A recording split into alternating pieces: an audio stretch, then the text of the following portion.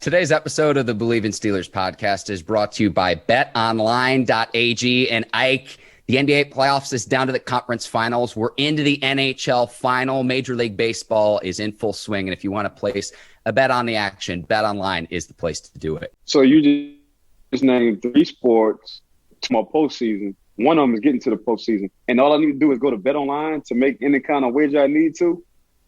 Bet that I'm betting online every time I need to bet. Visit the website today or use your mobile device to join and receive your 50% welcome bonus on your first deposit. So before the next tip-off, face-off, or pitch ahead, head over to BetOnline and start playing today. All right, cue the music. It's time to start the show.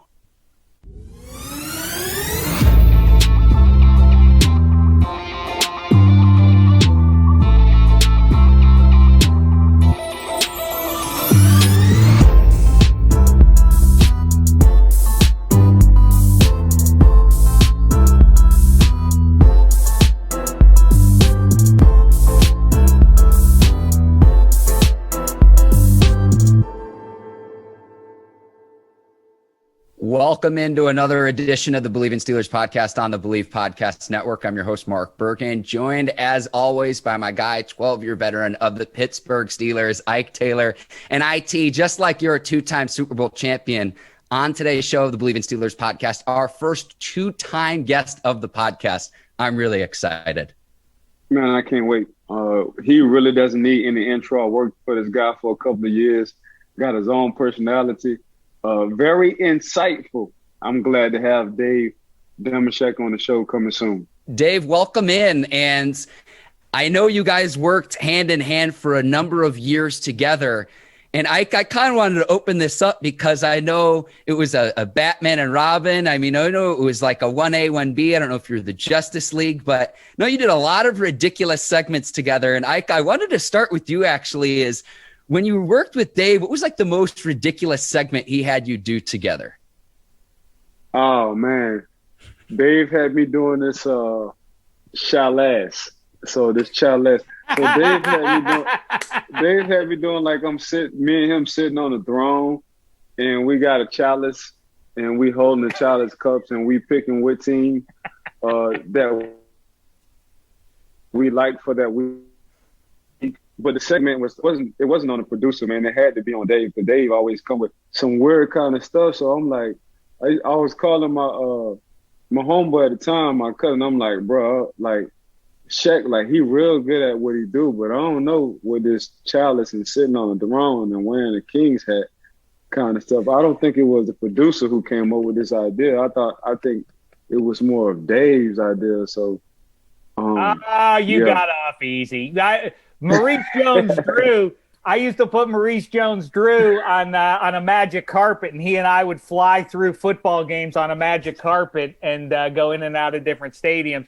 Actually, see what I'm saying, the Mark? best one you, me, and Maurice did together was when the mountain climb. When we climbed Mount Lombardi to see who was going to win the Super Bowl, like Batman and Robin in the 60s Batman show, climbing up the side. We climbed up the snow. That's right. Ike was buried in the snow, and he just rose up out of nowhere, covered in snow and everything. It was very, very stupid. I have a question though. I look at you, Mark, and you're all tan and finely coiffed. I wonder, like, do you guys talk about who's more handsome between the two of you? That's a great question. I will say this. I've got age on Ike. That would be the one thing. I mean, here's the thing, Dave. We're talking apples and oranges. You're pitting me up against a professional athlete. Now, the joke I always have in my family is my older brother got my uncle's genes. He's 6 foot tall. I'm 5'8" if you're generous. But what I will tell people is I got my mom's olive skin. As so long as I put on sunscreen, I have a nice glow, a nice bronze. So despite not having, despite my height limitations, I would leave it at that. But better looking between me and Ike. I mean, it just kind of depends on what your flavor is. Apples and oranges, more like apples and grape. That's a damn good answer, Mark. I appreciate that. Other than Shaq, who's sitting in the middle, of us, if you ain't know no better, man, you'll think he's 67. But that's my guy, and I don't know what that's supposed to. it's all good. I didn't come on here to be attacked by you, Ike. Hey, speaking of numbers, that's a question I have for you, Ike. You saw the rules change with you're allowed to wear whatever number you want. Would Ike Taylor, if he were drafted in 2021, would he set aside the 2-4 and go with a single digit or otherwise? Well, that 9 would have looked so good. That 9 probably would have given me superpowers. If I would have, because that's my favorite number. If they would have had number 9 sitting up waiting on me, man, that thing, man, I probably would have made a Pro Bowl. I probably would have been a pro. I probably would have went to the Hall of Fame. But I probably wouldn't have won a Super Bowl, and I probably wouldn't have been on the Pittsburgh Steelers. So, therefore, I am grateful that 24 was available, Ike, why 9? 24. Because you can't get why everything. Number 9? I don't know. It's the ninth ward. So while coming from in New Orleans, you know how other people have counties. We have wards. So we still one of the few. I think it's us. Then it's like a little section in Texas that have wards, not counties. Still old school. So, I come from the ninth ward. So I was raised the way I was raised. When it comes down to being mentally tough, seen a lot in the ninth ward.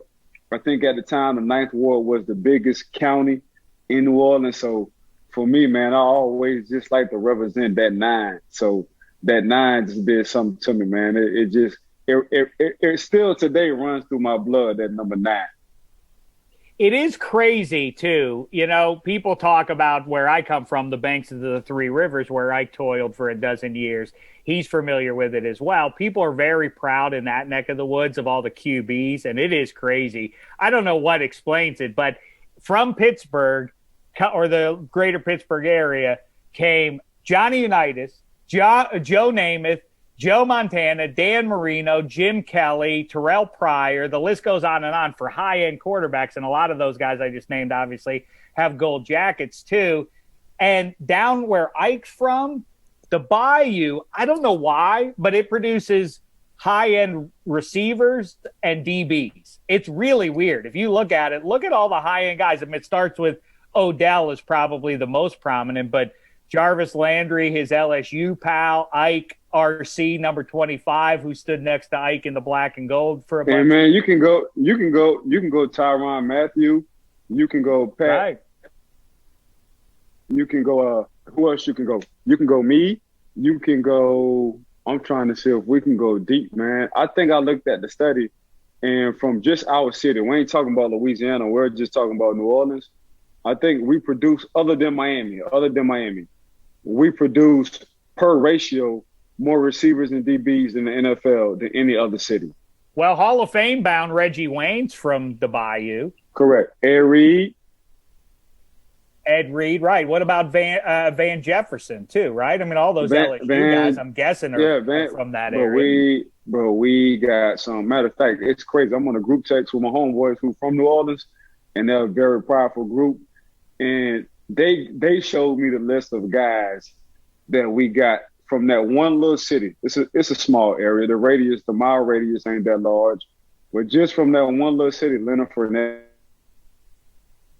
just one little city, man, they got so many guys in that area, in the NFL. It really is. It's hard to explain. I always make the joke that I could make the U.S. Winter Olympics team by just declaring I'm going to be a luge guy. Because can there be more than 3 people in America who have ever luged in their life? The answer is no. So just by merely volunteering, I'd make the luge. And in the meantime, Norway and places like that, they win all the gold medals, and they only have, I think, like 220 people or so who live in those countries.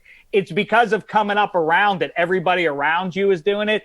But it is really weird. You throw out Fournette, and there are some other names, but for the most part, I don't know why is everybody a DB or a receiver who comes out of there and they wind up in the NFL? It's the Bayou is lousy with receivers and guys covering the receivers. The competition. When I watch the Olympics later this summer, Dave, I'm going to think of you when I'm watching that event. Well, the other one that's weird is in the same thing where they do the luge. They also do the bobsled. Explain this one to me. Why do we have a 2-man bobsled and a 4-man bobsled? The 2-man seems to take care of everything. The 2-man, you have the guy driving it. You have the little guy in the front. He steers the thing. And then there's the guy in the back who pushes it. Okay, that's it. That's a bobsled race. What are the other 2 guys doing? They're just along for the ride. That might be my next sport, too. I might be the 3rd guy on the bobsled team. I'll just sit in the middle and get all the glory. I get a medal. You guys push and steer and everything else. I'm along for the ride. I mean, it's the most bogus, fraudulent way to get a medal.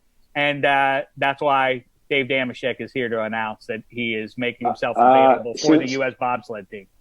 So since we're talking about Olympics and games, I guarantee you in the next 6, the Olympics will be picking up cornhole. That's a guarantee. And I will be registering my name in the Olympics for cornhole. This is big. That's breaking news. This is big news. Oh, if they add Connect 4, I might win. I know Mark Spitz and what's his name, Michael Phelps, and Carl Lewis. They won gold. They won a bunch of medals, but all in one thing. In like track and field or in swimming or whatever. Dameshek's gonna break the mold, because I'm going to win gold medals in bobsled and then in Connect 4. And then people will also say, like, whoa, your friend Ike Taylor just won in cornhole, too. And hold on, Shek. We'll exchange. We'll look at medals and everything. It'll be cool. So, Shek, are you in bobsled, you got to run, whether you're the first or second leg, right? You do know that, right? Right. Shek, when the last time you ran or sprinted over 20 yards? Well, thank you for bringing that up and helping me in my campaign. Thank you for bringing that up. I haven't, which means I'm nice and fresh and ready to go. What you don't want to be Zeke Elliott. So much wear and tear. Dameshek, nice and fresh. Zero running for years on end. These legs are ready to go. See, Ike, I envisioned Dave as the John Candy role in Cool Runnings 2. That's what I envisioned in this grand scheme. 100%. I don't know what that's supposed to mean. He was a talented man, but he was also a man of a certain carriage. Dameshek is nice and lean by comparison. Look at that. You can barely even see me when I turn to the side. Look at that. I'm willowy.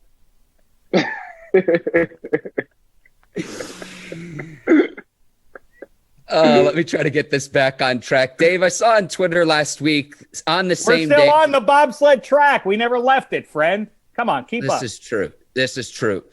I saw your tweet last week on the same day the Steelers cut David DeCastro, and then they bring in Trai Turner on the same day. And this is what makes you the internet's best Steelers fan. You tweet out, "Our short regional nightmare has come to an end." How nervous were you last week upon the news of hearing about David DeCastro? And again, less than 24 hours. It was on the same day they bring Trai Turner in. But what was going through your mind when all that went down last week? Well, I mean, it's less than ideal to be, 30-ish days away from going to training camp, and you have basically a brand new offensive line. I'll defer to Ike on this, but I think I don't want to talk for Ike on this, but I think even he will tell you the mystery of offensive line play is difficult for almost any person who loves football, and I certainly do. I love watching football and have spent an insane number of my precious hours here on the Big Blue Marble watching it, but I don't know who leans good on other 300-pound men, like who's good at doing that versus not. So like I say, I defer to a small handful of friends who actually played the position. I dare say Ike and a lot of guys who play on the outside don't even fully have a grasp of who is effective at doing it in run versus pass and who's a good blend of that. After you saw December, the way things wound up, and, I'm a big number 7 fan and his ability to perform over the course of his career. It's not a coincidence that neither he nor Tomlin has had a losing season. So I think all the doom and gloom you're hearing is overly cynical as far as I'm concerned.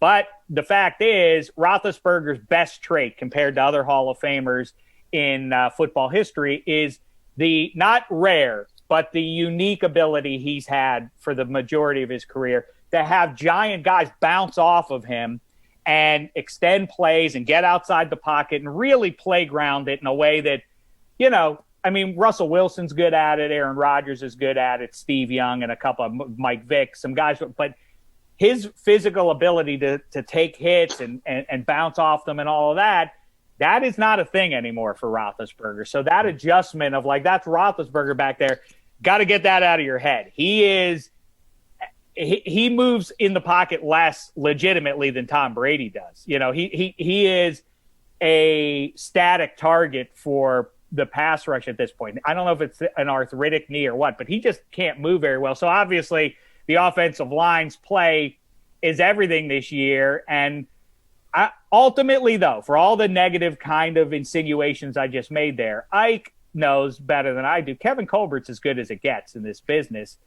And if he feels okay with Chooks and Banner as your two tackles, then it's sort of like when you're on a plane and it gets real turbulent for a second and you're like, oh my God, I don't know, we're going to make it.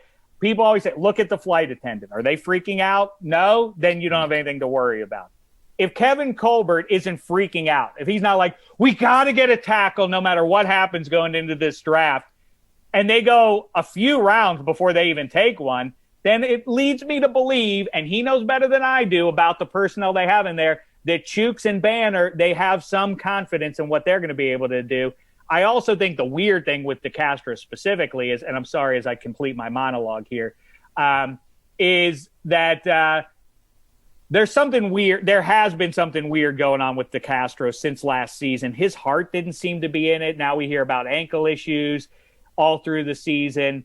Why that wasn't dealt with 3 months ago is curious to me. I wonder if Ike has any insight on that. It's very weird that in late June, that's when DeCastro gets the boot.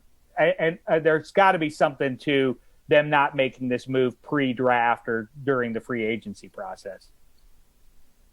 So it can go two ways with this. And how I look at it when they let DeCastro go was, it's his heart in, like you said. And if he's borderline thinking about retirement, you just need to retire because you're not going to put 100% into this sport. And to play this organized violent sport, you have to be 100%. That's why I took my hat off to Pouncey, because he was borderline and thinking about retiring, and he retired. He was like, man, I'm not going to play no games with my body. I'm not going to play no games with my mind. I'm definitely not going to play no games with football in this organization. I just don't feel it anymore, man. I'm gone. You know, so, and for DeCastro to have been going through, because over the past couple of years, he's been going through some injuries. So for him to go through injuries, for him to teeter with retiring, man, this might be his best asset. And he's looking at, and in this generation ain't like my generation. We fought and clawed and played through any kind of injury we wanted to. And that was just a tough man mentality.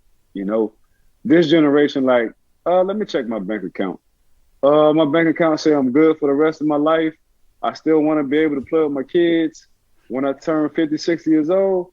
Oh yeah, I'm about to see y'all later, man. I thank y'all for everything y'all done for me, but I'm out. So that's how this generation thinks, which I also took my hat to as well. But when you want to talk about Trai Turner, that's another New Orleans guy. I hate to say it, so I got to be biased with that. So I know for sure Trai like doing the ones right now, meaning he going to sign for 1 year, he going to see how he do next year. So a lot of these guys are getting smarter even when they sign, regardless on what you want to think about them. Man, I'm gonna do one and done unless you really give me some money to make me sit and stay. So Pittsburgh, you know, for the most part, and you say the best, Dave, Kevin Colbert and their front office, they know what they're doing. They've been doing this for a long time. Now they give it to Coach Tomlin and let Coach Tomlin figure out the personnel and the X's and O's and, okay, can he play tackle or do we need to put him at guard and blase. So for me, when DeCastro retired, you know, it's always good because I know a few Green Berets and a few team guys who in the military, and they say, all right, what keeps us good, we never panic. When bullets get to flying past our head, when they get to whistling, past our bodies, we just never panic. We're always under control. That's how I look at the Pittsburgh front office. Regardless on what's going on and regardless on whether we like or dislike what they're doing in the front office, they never panic. So that's why I commend Kevin Colbert. You said it best, man. Which Ozzy's a Hall of Fame over there at Baltimore, and I think Kevin Colbert will be the same, a Hall of Fame, GM. He will make it. So that's what I do like about Pittsburgh. One, you get stability. Two, you got a guy like Kevin Colbert in the front office. He just never panics. Well, and by the way, can I just say one thing, though, Mark? I do have to call out Ike. You say that this generation's players making business decisions. Do not go back and look at the Jaguars at Steelers playoff game when the aforementioned human bowling ball named Maurice Jones-Drew made a beeline at the goal line. And Ike Taylor was right there, kind of tangling with a 170-pound wide receiver there. Who was that again? I'm trying to think of who it was there for the Jaguars. You're like, as though you couldn't break that guy's block. And Maurice Jones-Drew just runs into the end zone right by him. I've asked Ike what happened there. Ike, I seem to recall business decision being his answer there. So interesting that you're calling out today's players. Ike. No, it wasn't a business decision. He had a strong grip. And when a young man has a karate grip, I got you. Okay. When a young man has a karate grip on you, when his sensei is an 8th-degree black belt, and you can't really move, ain't too much I can do. It was that Arizona receiver. What was that guy? I'm trying to think of who that was. See, I don't want to beat up on Ike this week because with Demaryius Thomas's retirement, Ike, and I saw on Twitter some people are going after you. I'm not trying to beat you up this week, Ike. You're my guy. No, I saw the Demaryius Thomas tweet, and between Demaryius and Tim Tebow, I like both of them guys, but nothing wasn't handed to me. I was a walk on. I've been to 2 Super Bowls. I think between the two, I probably had a longer career between the two, if I'm just correcting myself. So it's all good, man. People say what they want to say, and they fans. So I get them being fans, but how I look at myself, not going in as on scholarship, not coming out as any stars when you want to talk about a 5 or 4 star. And for me, had to go through what I went through, man, I'm cool. But, man, you talk about a guy who played 12 years. So basically, wait a second. Nobody asked you for your autobiography, your inspirational autobiography here, Ike. We're talking about Demaryius Thomas. You don't have to go in a little deep with the excuses. Speaking of, good for you. I'm glad you had a nice career. I'm so used to Range Rovers, they do have an autobiography. So that's why I'm giving my autobiography. I don't even know what that means, but to the matter at hand, Demaryius Thomas stiff-armed you. I always defend you.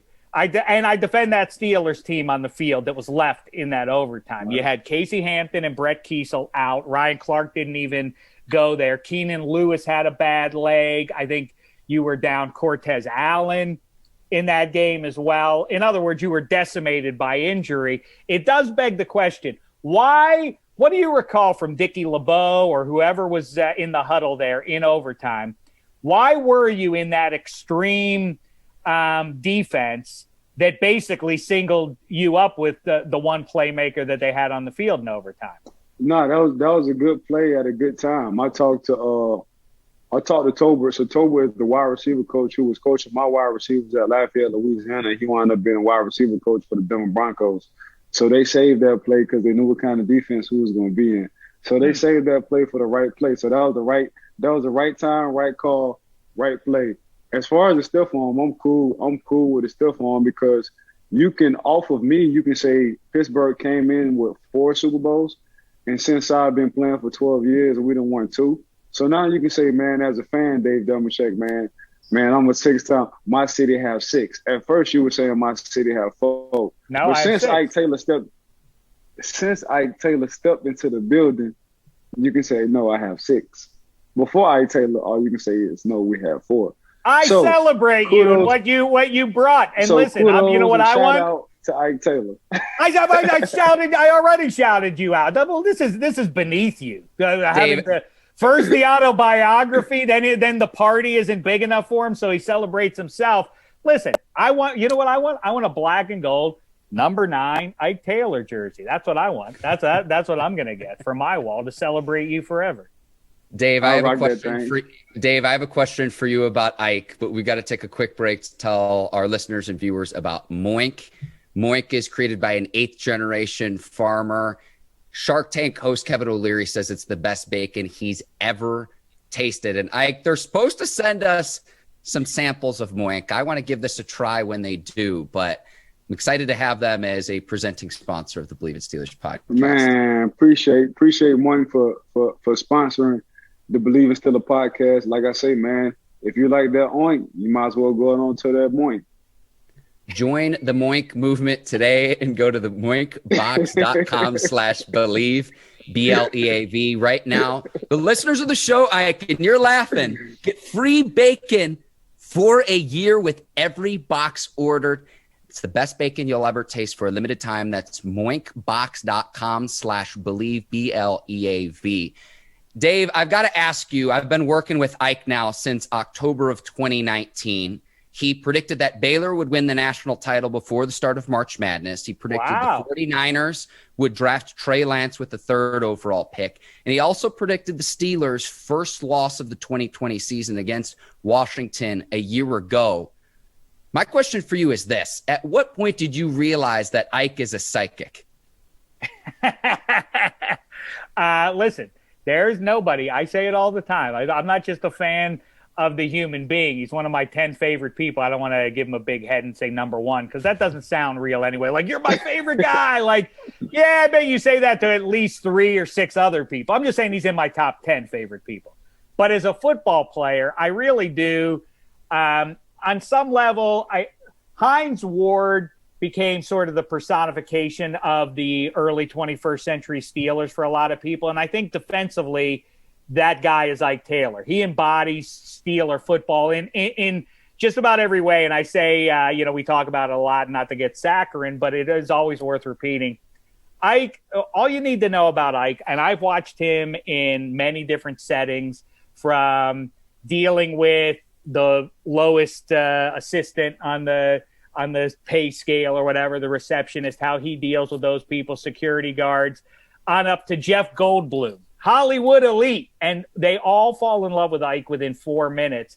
And so too did Dan Rooney. It's not a coincidence that for all those Steelers, that Dan Rooney, with all the Lombardis that Ike mentions over the years and all the legends who walk the streets of Pittsburgh still, that the one guy, Dan Rooney, said, I want my family, and a part of that family is number 24, Ike Taylor, to be a part of it. Says everything you need to know about Ike. But as a part of all that, for all the fun we have, there aren't very many people I turn to for like what's really going on with football than Ike Taylor. He's as sharp a cookie as there is. How he picked Baylor, let's ascribe that one to a fluke. He doesn't know what he's talking about with basketball. That he doesn't know. But you know what? I was just saying nice things about him, so we'll leave it at that. Everybody gets lucky once in a while. I've got to keep tally, Dave. I did go to college for basketball. I was a walk-on for football. So well, then don't bring that up, Ike, because then I have to bring up the fact that I humiliated you in a free throw shooting contest once. Can you imagine? Yeah, he says bad things about me and my weight, my age, and everything else. Still spry enough to whip him in a free throw. Can you imagine? He's a professional athlete. He's a professional athlete, and I shot free throws.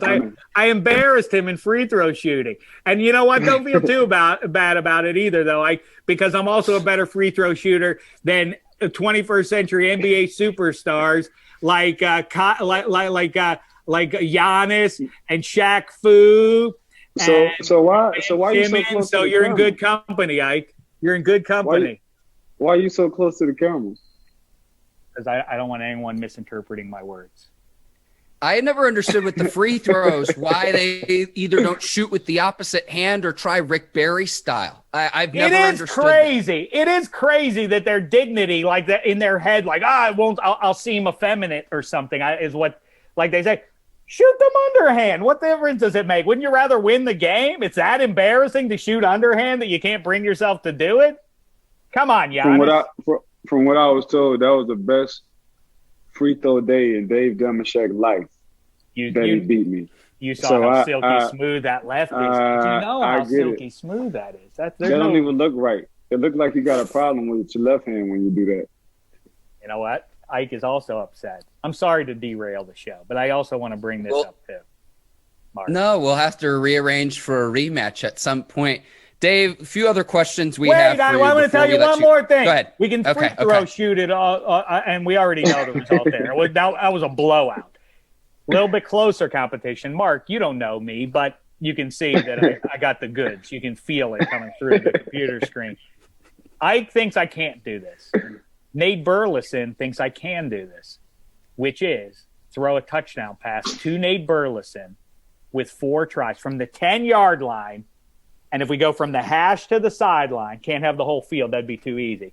From the hash to the sideline, Nate Burleson, I can throw a touchdown pass in 4 tries with Ike Taylor covering him. Do you think that's possible? Mark, this is a sad thing, Mark.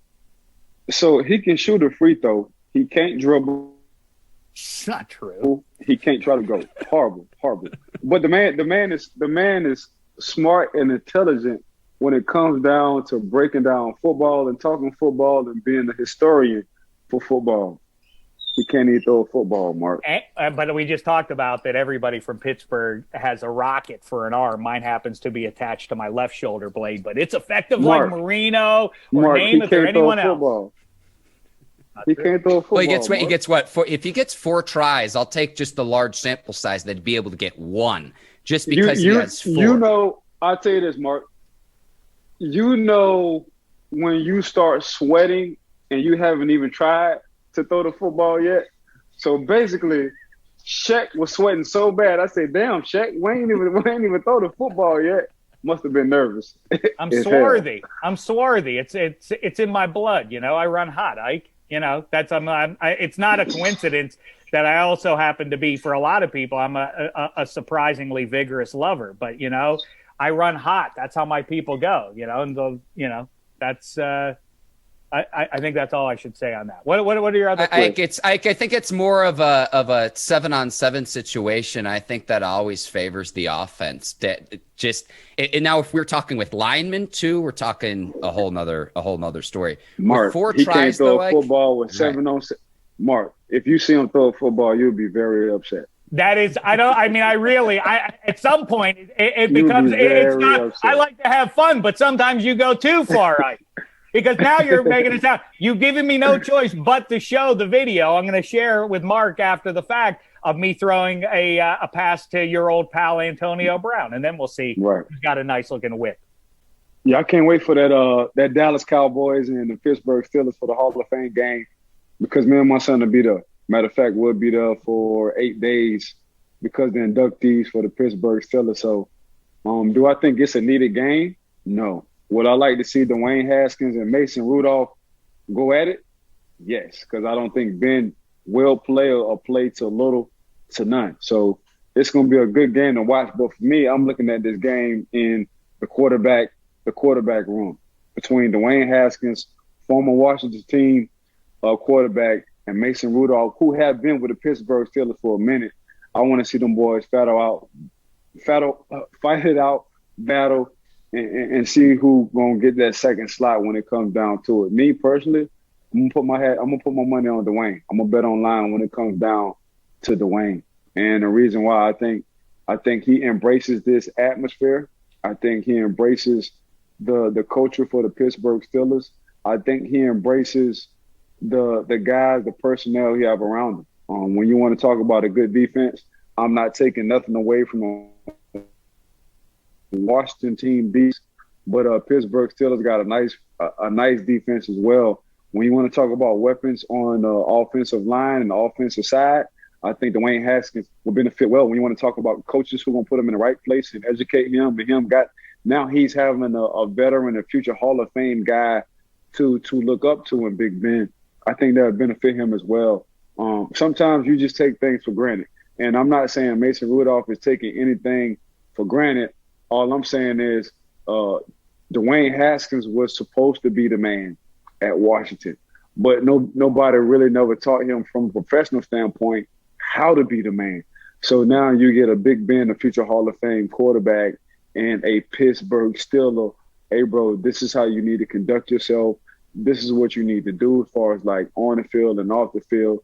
This is how you just stay calm through adverse situations when you're getting sacked or they're showing you something different on the field. This is how you handle this. So, but just the fact, and we talked about this on the show, Mark, the fact that Big Ben said the man can throw a football through a car wash and not get wet, because Big Ben gives nobody props in that locker. I mean, in that quarterback room, nobody. But the fact he said that, and we talk about hitting the light bulb switch and always listen to players talk about players because they're telling you the story. The fact that Seven said that, I said, okay. Whenever Seven retires, Pittsburgh got action with Dwayne Haskins.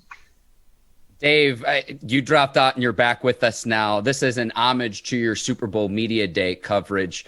August 8th, Steelers-Cowboys, NFL Hall of Fame game to kick off the preseason. Is it a must-win game for Pittsburgh? I'm going to go with no. And as usual, I will give you a month away now from preseason football games. Do not watch them if you want to try to figure out what's going to happen. If you're going to be putting money on these games or otherwise your personal integrity as you pick these games, do not allow yourself to be duped by the month-long lie for your eyes that is preseason football games. Every year you watch these games and you think, ooh, this guy's going to be a factor for the team. Ooh, look out for this guy. And then they never play or they're overmatched by first-string talent. Why? Because first-string talent doesn't go out onto the field in preseason, or if they do, they're going at 80% because they're not going to show what they've got. Don't watch preseason. As I always say, it is a Civil War reenactment. You know, it looks like a football game. The uniforms are the same, but they are bad actors within them. It's like if you go to Gettysburg right now, there will be little tells that betray what you're looking at. Like what? They're the Confederate soldiers. They're the Union soldiers. Wait a second. That Confederate general's drinking a Mountain Dew. That's what happens when you watch preseason football. Wait, that third-string QB? Boy, he maybe is better than Roethlisberger. No, he's not. He's just playing against guys like Dave Dameshek in middle of August. It will change when the real games begin. Don't watch the preseason, is my point. But as the uniformant, Dave, I know that you're keen on the uniforms. A Steelers-Cowboys matchup has to rank up pretty highly for you, though. Well, I always say it. The Steelers are considered the greatest dynasty of the 20th century because in two head-to-heads, in the biggest spot, 2 Super Bowls, 10 and 13, Bradshaw, the guy who they said couldn't spell cat if you spotted him in the CNA, was good enough to take down the Navy's own Roger the Dodger Staubach. Not once, but twice. The Steelers reigned supreme for all of time thanks to those 2 victories, and the Steelers are the greatest dynasty of the entire century because of those 2. The Cowboys give me no concern. It's the same thing as when Bengals fans want to talk stuff to me. Like, Bengals fan, you're gum on my shoe. You're not my rival. We defeat you in big games. All right, Super Bowl 30 against the Cowboys, but Neil O'Donnell, let's be honest, he wanted Larry Brown to feel good about himself, so he gave him the ball towards the end of the game. But yeah, the Cowboys, I have bigger fish to fry than worrying about that fraudulent so-called America's team. America's team. As I've said, you know what? Let me tell you one more thing too. They can put a star on their hat and they can call themselves America's team. Meantime, there would be no America if in the mid-20th century the team is named after the heroes who forged the steel in those mills around Pittsburgh, PA, to build the tanks and the battleships and the artillery that defeated the Nazi scourge. If you don't love the Pittsburgh Steelers, then you don't love America and you don't love freedom. And I encourage you to take it up with Mussolini. Ike, I think that might be a great place to wrap. I mean, honestly, I want whatever the Kool-Aid that you're drinking, Dave. I want some. See, the Kool-Aid is Dallas. Once you start talking to a Pittsburgh Steelers fan and say Dallas, it sparks a whole. See, he came from the soul from that one. He came from his ancestors with that speech right there. That wasn't even him out of that. But I'm glad you're back, Shaq. Well, me too. And I just want to tell you this, Ike and Mark. Look over my shoulder there. You see I have a picture of the Steelers and Ravens. That's the Steelers' 21st century rival. And it always bears repeating if you're trying on the fence, like who should I support in the best rivalry in sports in this millennium? And of course, it's the Steelers, like I say, named after the heroes that forged the battleships and the tanks that defeated the Nazi scourge. And the Ravens are named after a New York/Bostonian who moved to Baltimore in the late stages of his life, got drunk, and died. So you decide who you want to root for as far as that goes. And by the way, I don't know what the Browns are going to be this year, but I'll leave you with this. I think the Steelers roster is better than the Baltimore Ravens. Everybody is talking, well, third place for the Steelers. How are they going to beat Baker Mayfield and the Browns? First of all, they're the Browns. How scared am I supposed to be after That's not true. 160 minutes? That's not true. I like the roster, Ike, but the assumption that Baker Mayfield is the guy. I'm not talking about the roster, and I'm not talking about Baker Mayfield. Well, that's important, isn't it? I'm talking about the best offensive line. I'm talking about the best 1-2 punch when it comes down to running backs and Nick Chubbs and Kareem Hunt. Sure. I'm talking about making the playoffs without OBJ. I'm talking about probably the deepest at tight ends. That's what I'm talking about. And I ain't even get on defense where they got 8 first-round draft picks on that defensive side. That's what I'm not talking about. And you gotta tip your hat off to them. They got a hell of a coach. So that's what they was missing a lot with that talent. And I ain't talking about when they came into Pittsburgh and just ran the ball. Hey, we're gonna run right. We also helped them out. We're gonna run right. Nope. Pouncey and 7 helped them out in the first quarter. But I'll say this: the weirdest. Hey, the Shaq, weirdest sometimes result. You got to give credit when credit is due. I give credit, and I'll say this: they got a good team. Listen, they're my pick to win the division for sure. The question I have is about Baker Mayfield. I mean, there's a lot of pressure on him. He's the guy who's got to carry it now, and is he ready? I didn't say his name one time. I didn't say his name one time. I get that you can to some degree hide him, but at some point he's got to make plays in big spots. So, okay, but a great offensive line. I do think it will be a favor to the Bengals and the Steelers and the Ravens if they end up giving him $40 million plus annually for 5 or 6 years. That will be a gift to the rest of the division if they end up making that mistake. The weirdest result was not the game in Pittsburgh against Cleveland. It was the week before in Cleveland. The thing that gives me a little bit of pause before I completely commit to this Browns bandwagon stuff is what the hell happened when they had to win the game against the Steelers second string. Remember, a lot of the best players on the Steelers sat down in week 17. Mason Rudolph went in there. They almost lost to Mason Rudolph. They just about lost that. That raises some concern for me, but I'm with you. I think top to bottom that roster is loaded up. It's the Ravens that give me some concern. I don't know that offensive line is ready to roll. Lamar Jackson's going to need a good offensive line. And then the front seven defensively ain't exactly beyond reproach. It's very talented, but it is old. And we've seen what happens when defenses get old. Calais on down. Love Calais and the rest of those guys, but they're on the wrong side of 30. Don't be surprised if they fall to third place and the Steelers wind up in second. And again, I know it's easy to come up with all these offensive line. And did you see Roethlisberger in the back end of the last year? And I don't know if they have enough depth.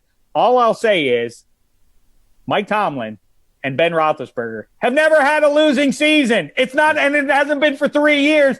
This is 17 years already. I mean, how much cynicism must I muster to say that I think the Steelers are going to have a losing record? Come on, everybody. They're getting to 10 at least. They're going to be 10-7 at least.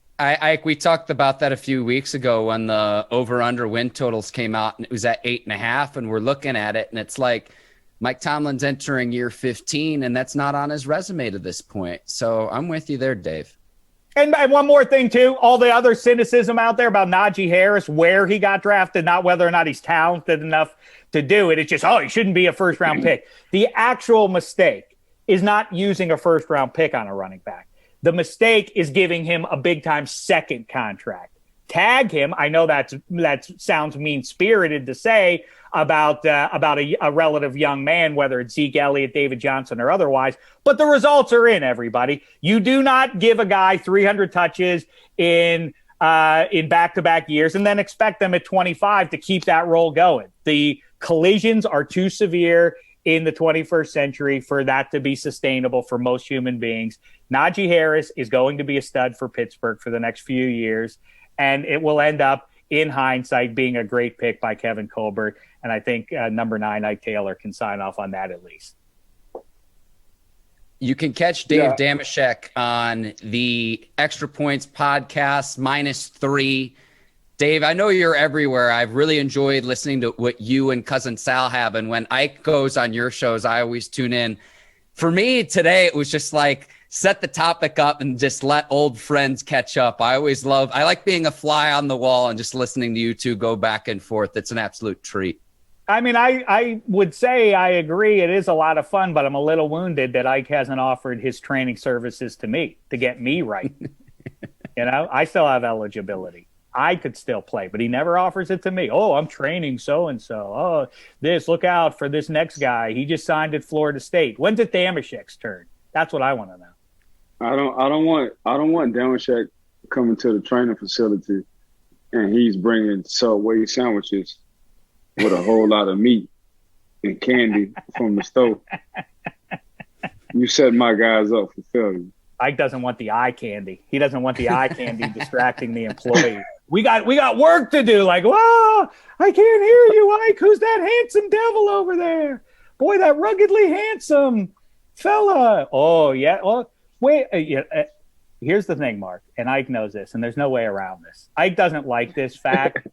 It's an inconvenient truth for him. He's a superhuman athlete and everything else, but he knows that even though I may present as not the most macho guy ever, when it's clutch time, when it's baby making time, Dave Dameshek is the only choice. I call that being lazy. I've made my love 6, maybe 7 times, and it's produced 4 babies. Who's got that sort of batting? You're lazy. You got beautiful kids, but super lazy. Thank you. Hey, your boy's looking great, and he's going to be taller than you in the blink of an eye, Ike. It's nice to see the pictures and all the time you're spending with your guy down there. Appreciate it. Bergin, you're always a delight, too. Appreciate the support on social media and beyond. Keep the roll going, fellas. I'm enjoying it. You call me a sharpshooter. That's what you call me. Ironic, since I'm the one who sharp shot over. I don't know what I did. I didn't mean to work blue. Hey, stop being lazy. You got to back the truck up out the driveway. No, I'm going through menopause anyway, Ike. It doesn't matter anymore. It's a moot point. For Dave Dameshek and Ike Taylor, I'm Mark Bergin. Thank you for listening to the Bleav in Steelers podcast. I want to give a shout out to John Brinkus, Courtney Vargas, and her team over at Brinks TV for making us looking good. Thank you to Dave, Ike. It's always great chopping up with you and the sponsors of the Bleav in Steelers podcast, Bet Online and Moink. Check them out. They're able to make this show what it is. Ike, that was a lot of fun with Dave. And Dave, thank you for your time as well. Appreciate it, Dave. Great talk with you. Great times as always. Good catching up, fellas. Again, thank you to Dave Dameshek. For Ike Taylor, I'm Mark Berg, and we'll see you next week on the Bleav in Steelers podcast. Take care, and so long, everyone. Peace.